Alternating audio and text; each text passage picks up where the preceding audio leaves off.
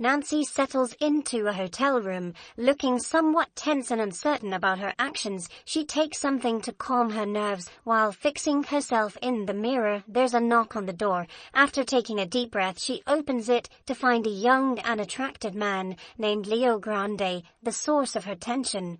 Leo plants a small kiss on her cheek and compliments her alluring perfume.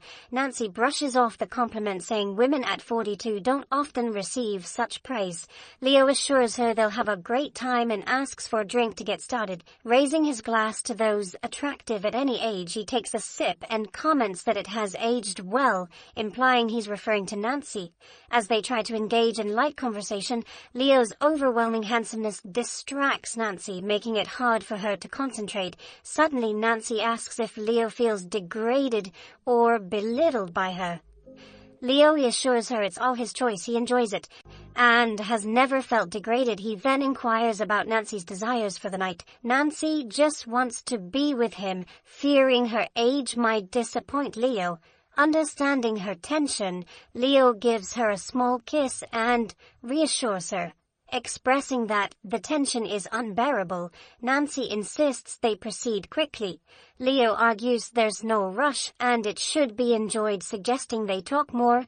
He mentions his skill in surprising people, but Nancy misunderstands this as unusual desires and is disgusted. Leo clarifies that he meant communication skills. Nancy confesses her embarrassment at never having bought anyone before. Leo gently explains he's not bought. He sets a fee for his services and it's willingly accepted, emphasizing he's not being exploited. However, Nancy's concern about disappointing Leo is still overwhelming because she's never had an orgasm and believes it's impossible at her age, while Leo is confident. Nancy lost her husband 2 years ago and hasn't been with anyone since. Leo would be the second. She has no expectations, even offering Leo half the money if he chooses to leave. Leo refuses, thinking she'd be betraying her late husband. Nancy feels she made a big mistake and is conflicted since she used to be an elementary school religious teacher. Leo continues to reassure her, suggesting it's time to go to bed. A sweet kiss on the neck makes Nancy feel better. Suddenly, Nancy stops and says she could bring legal blue pills. Leo doesn't need them. Nancy insists, stating that Leo should not feel obligated to be with someone he dislikes. Leo counters that there's always something to appreciate. Upon discovering that Leo's eldest partner was 82, Nancy feels somewhat reassured and inquires about ways to please him. Leo praises her lips and neckline and attempts to ease her discomfort. Just as he leans in for a kiss, Nancy hastily excuses herself to the restroom to change. Meanwhile, Leo prepares himself, and Nancy's anxiety is palpable. Leo sips a drink and enjoys a chocolate bar while he waits. Eventually, Nancy musters the courage to change. Leo compliments her stunning appearance and moves to kiss her, but Nancy pulls away, complaining about the chocolate's aroma. After Leo freshens up, Nancy decides against proceeding, offers to pay in full, and suggests Leo leave. Leo, realizing the issue isn't the chocolate, persuades her to reconsider, especially considering her prolonged contemplation, and ultimately she agrees. Nancy queries Leo about his mother's opinion of his profession, which he's reluctant to discuss. When pressed, Leo fabricates a story about working on an oil platform to change the subject, triggering laughter from Nancy.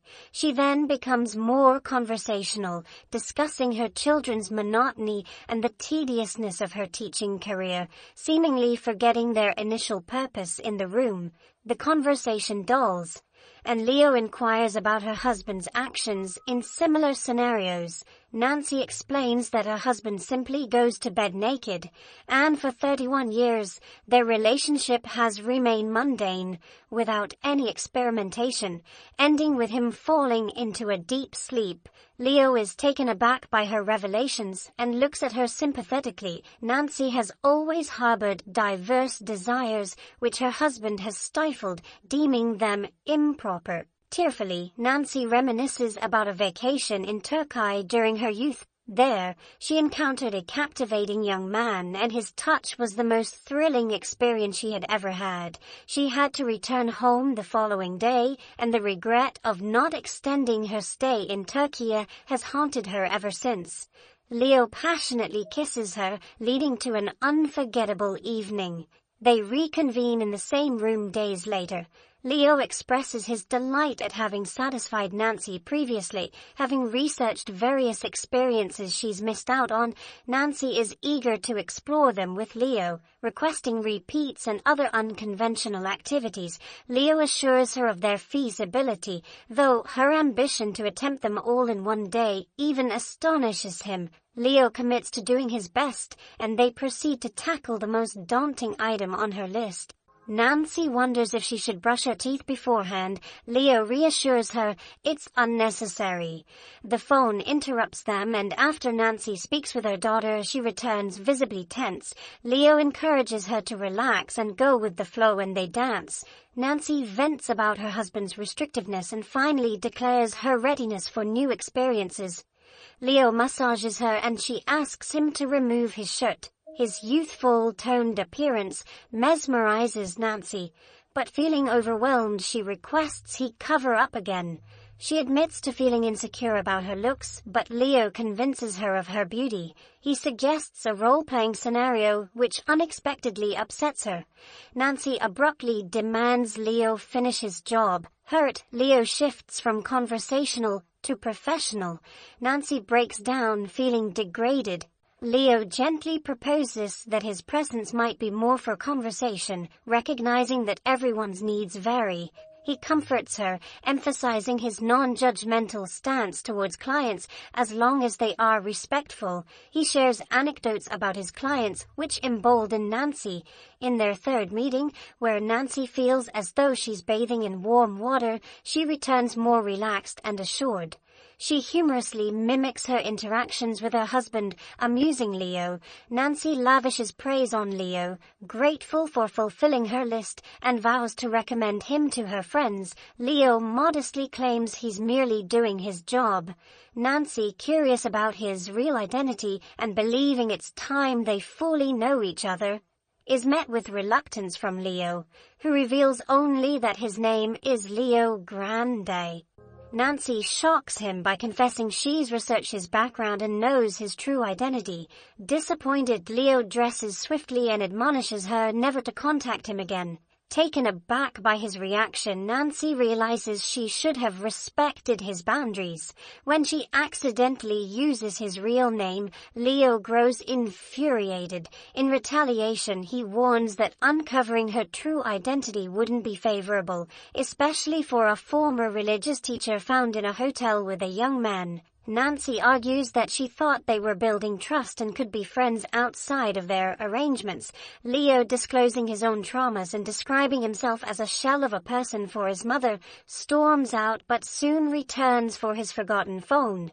In his frantic search, he locates it, assures Nancy of a refund for the unused time, leaves a brief farewell kiss and departs. Nancy, shattered, can only watch him leave.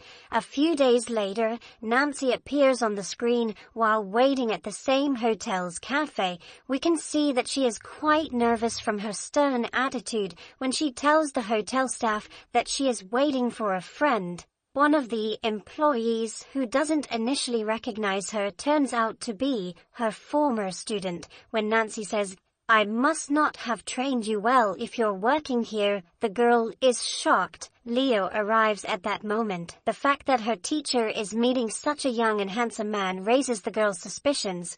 However, Leo skillfully manages the crisis, stating that they are meeting to buy Nancy's car. Despite the events in the last session, Leo had agreed to meet Nancy just to talk. Nancy talks about the vitality she feels from experiencing everything she couldn't when she was young in the past month. She also reveals that she recommends Leo Grande, the master of menopause, to all her friends, and that his real name is Susan Robinson. Leo, on the other hand, confesses that he finally told his brother the truth about his job, and while his brother didn't judge him, it remains a disappointment for their mother. When Leo was 15, his mother caught him in an unexpected situation with some friends, and since that moment she has never viewed Leo the same way. Time has not mended this rift. Becky brings the check, and Nancy apologizes for previously calling her and other girls inappropriate names, admitting that they had frequent interactions with Leo. She even hints at Leo's impressive skills, suggesting he spend time with Becky as well. Becky, astonished, listens to her former teacher and then joins Nancy and Leo in the room. They spend a long night together, fulfilling a list of experiences Nancy had always desired. At the end of the night, Nancy feels truly fulfilled for the first time in her life. This marks their final encounter, and they bid each other farewell, wishing one another well. Nancy gazes into the mirror, lost in deep, soothing thoughts. And so, we reach the end of this story. If you enjoyed the recap, don't forget to hit the like button and subscribe to the channel. See you next time.